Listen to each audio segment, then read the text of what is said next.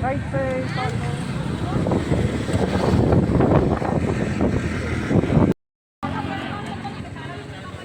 makuha lang ko video.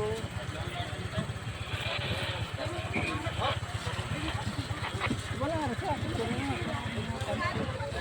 Ay, mga makin, wala ka. Ano, pag kami mga tubig, yung mga ay, sa mga grupo kung namin siya nagsabi ko. Along.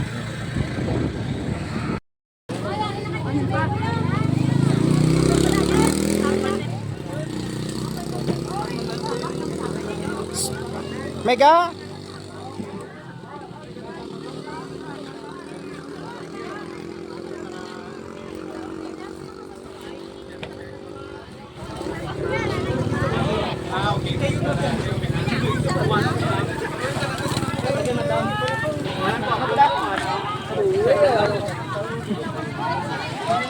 Tanang group na na. Ating leaders. Ang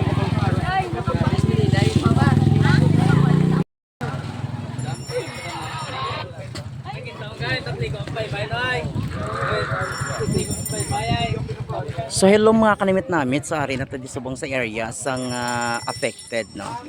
So Hacienda Dos Marias diri sa may barangay Araal, Lacailota City.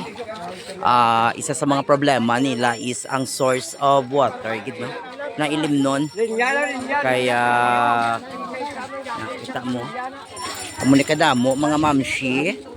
Shout out, thank you so much kay Ma'am Shi Marley Hava, kay Ma'am Sheila ni sa tanan-tanan nga ng mga Mamshi sa Japan. Thank you so much gid no.